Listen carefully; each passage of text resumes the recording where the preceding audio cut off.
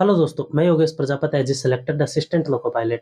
दोस्तों, आज की वीडियो में हम बात करने वाले हैं कि जैसे मैंने सीबीटी 1 से लेकर साइको के एग्जाम तक क्लियर किया, फाइनल मेरिट में जो अपना नाम बनाया, तो वो सारी जर्नी के बारे में हम बात करने वाले हैं। सीबीटी 1 की प्रिपरेशन कैसे की, सीबीटी 2 के लिए, सिव साइको के लिए, तो सारी चीज़ों के बारे में हम बात करने वाले हैं ताकि आपको ओवरऑल आइडिया लग जाए कि मैंने किस प्रकार से पढ़ा है और आपको किस प्रकार से पढ़ना है, कौन से टीचर से, कौन सी कैसे प्रैक्टिस आपको करनी है, कौन सी बुक आपको फॉलो करनी है, सारी चीज़ों के बारे में हम इसी वीडियो में बात करने वाले हैं।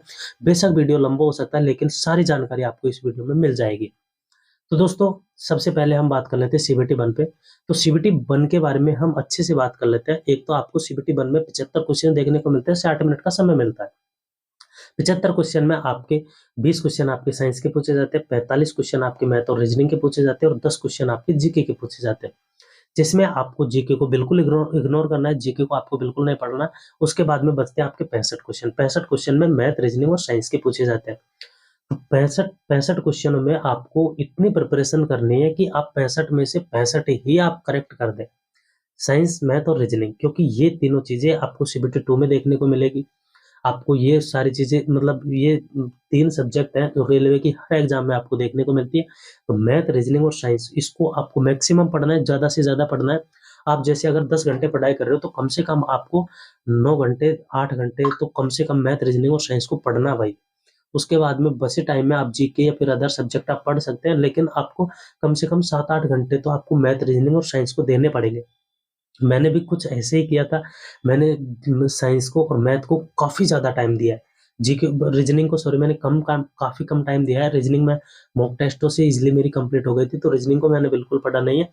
और जीके सॉरी साइंस और मैथ, इसको ही मैंने मैक्सिमम पढ़ा है, ज़्यादा से ज़्यादा प्रैक्टिस इसी की है। और जीके मैंने 2023 में जब मैंने दिल्ली पुलिस की प्रिपरेशन की थी, तो उस समय पढ़ रखी थी, तो इसी वजह से कोई 2-5 क्वेश्चन मुझसे आ जाते हैं, वो अलग बात है। लेकिन अगर आपने नहीं पढ़ रखी है जीके, तो आप मैक्सिमम आधा घंटा आप पढ़ सकते हैं बस। इससे ज़्यादा आपको जीके को नहीं देना है, क्योंकि मैथ, रीजनिंग, इसको आप ज़्यादा से ज़्यादा टाइम दीजिए, क्योंकि यही है जो आपको मतलब एएलपी बना सकती है भाई। मैथ रीजनिंग और साइंस ही ऐसी सब्जेक्ट है जो आपको एएलपी बना सकते हैं भाई। तो आपको इन पे मैक्सिमम टाइम देना है, ज़्यादा से ज़्यादा मेहनत आपको करनी है। फिर उसके बाद में सीबीटी 1 है। सीबीटी 1 में आपको कितना स्कोर करना है, बहुत सारे भाई ये सोचते हैं कि मैं कितना स्कोर करूँ ताकि मेरा ईज़िली 100% सीबीटी 1 निकल जाए। तो भाई 75 में से आप 40 नंबर ले आइए, आप किसी भी ज़ोन से हो, 100% आप पास हो जाएँगे सीबीटी 2 के लिए। और सीबीटी 1 को ओनली फॉर पास करना, क्वालीफाई करना। तो आपको इसमें ज़्यादा वो नहीं करना है, ज़्यादा एफर्ट नहीं लगाने हैं जीके को। ऐसे नहीं कि जीके को आप पढ़े जा रहे हो, साइंस को आप पढ़े जा रहे हो ज़्यादा से ज़्यादा। आप उसी हिसाब से पढ़िए। मैथ, रीजनिंग को आप ज़्यादा पढ़िए, क्योंकि math, reasoning as it is आपको सीबीटी 2 में देखने को मिल जाएगी। लेकिन साइंस भी पूरी आपको नहीं मिलेगी। साइंस में फिजिक्स के कोई 2-5 चैप्टर वो मिल जाते हैं सीबीटी 2 में। उसके अलावा आपको बायोलॉजी, केमिस्ट्री आपको बिल्कुल देखने को नहीं मिलेगी। तो इसी प्रकार से पढ़िए आप, ताकि सीबीटी 2 को आप साथ-साथ लेकर चल सकें सीबीटी 1 में। इसी प्रकार से आपको पढ़ना है। ये सारी मतलब समझने की चीज़ें है भाई। ऐसा नहीं है कि जैसे आप साइंस को भी मतलब 8-8, 10-10 घंटे लपेट रहे हो, तो ऐसा भी नहीं है। बिल्कुल आप ऐसा मत करो। साइंस में फिजिक्स पे ज़्यादा फोकस करो। बायोलॉजी और केमिस्ट्री इतनी पढ़ो, इतने से पढ़ो कि आपका काम हो जाए।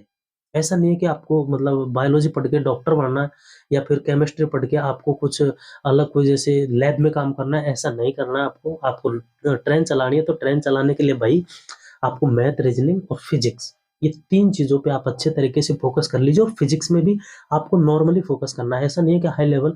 सीबीटी 2 में जो सिलेबस है निकाल कर उसको फिर सीबीटी 1 में ऐड करके फिर पढ़ो, उससे आपको ज़्यादा हेल्प मिलेगी।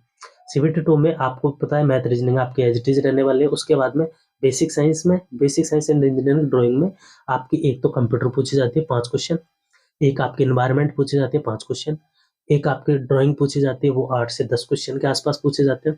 फिक्स नहीं है ये, मतलब संख्या 1-2 ऊपर-नीचे हो सकती है। फिर उसके बाद में आपके जो मतलब बेसिक साइंस है वो पूछी जाती है। उसमें आपको जैसे हीट एंड टेम्परेचर मिल जाता है, उसमें आपको वेलोसिटी मिल जाती है, उसमें आपको मास मिल जाता है, उसमें आपको ये मतलब जैसे गति, विस्थापन, ये सारी चीज़ें मिल जाती है।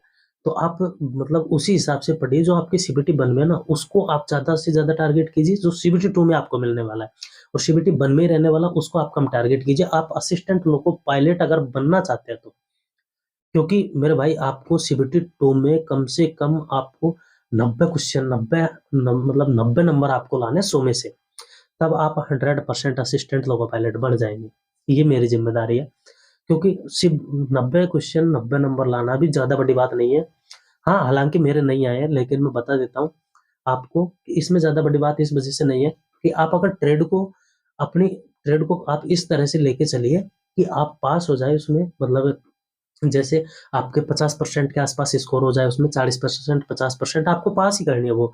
उसके बाद में आप पार्ट ए पर पूरा फोकस कीजिए, मैथ रीजनिंग को आप बिल्कुल लपेट दीजिए, जितना हो सके उतना पढ़िए। फिर उसके बाद में बेसिक साइंस है, उसको भी आप कम से कम 1 घंटे आप सीबीटी बन के टाइम पे लेके चलिए।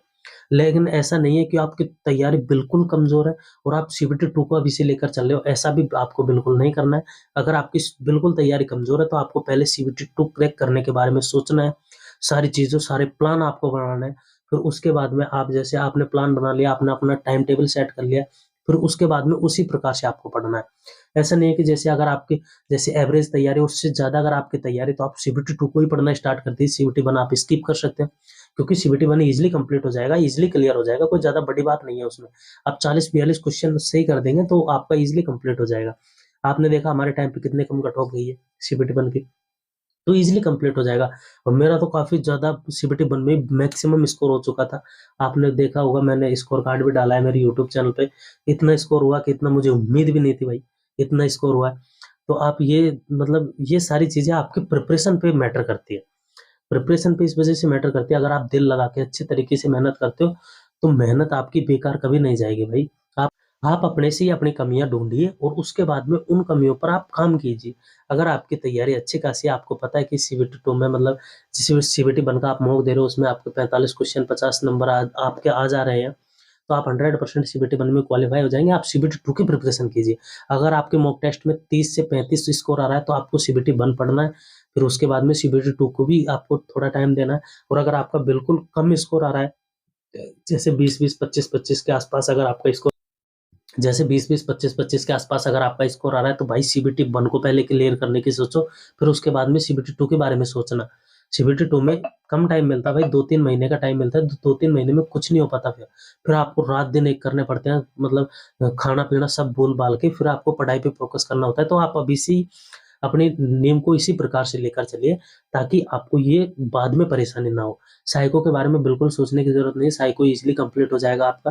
15 से 20 दिन की मेहनत है, 15 से 20 दिन में आप जैसे पढ़ेंगे, प्रैक्टिस करेंगे, साइको ईज़िली कंप्लीट हो जाएगा। और उसके बाद में मेडिकल है, तो मेडिकल में भी कोई बड़ी बात नहीं है, बिल्कुल आपको डरने की ज़रूरत नहीं है। अगर मैं पास कर सकता हूँ, तो सभी पास कर सकते हैं, लेकिन जो उनकी क्राइटेरिया उनको कंप्लीट करना चाहिए। जैसे आपकी आय 6/6 की होनी चाहिए और आपकी जो बॉडी है वो सारी चीज़ें सही होनी चाहिए, मतलब आप A1 का काम कर सकते हैं, इस प्रकार की आपकी बॉडी होनी चाहिए। अगर आपकी कोई भी कमी पाई जाती है, तो फिर वो तो आपको भी पता है यार, मेडिकल में कोई कुछ नहीं कर सकता। इसका मेडिकल वैसे भी बहुत हार्ड तरीके से होता है, तो इस वजह से कोई कुछ नहीं कर सकता इसमें। फिर उसके बाद में आपका ईज़िली सिलेक्शन हो जाएगा भाई, मैं विश्वास दिला रहा हूँ आपको। लेकिन जो मैंने बताया है, इसी प्रकार से आपको प्रिपरेशन करनी है। जो मेरी जर्नी है, वो भी मैंने इसी प्रकार से की है। तो मैंने सारी चीज़ें बताई है, उम्मीद करता हूँ आपको वीडियो पसंद आएगा। वीडियो पसंद आए तो लाइक ज़रूर कर देना, चैनल पे नहीं हो तो सब्सक्राइब कर लेना। मिलते हैं नेक्स्ट वीडियो में किसी न किसी टॉपिक पर। इतने के लिए बाय बाय, टेक केयर, जय हिंद।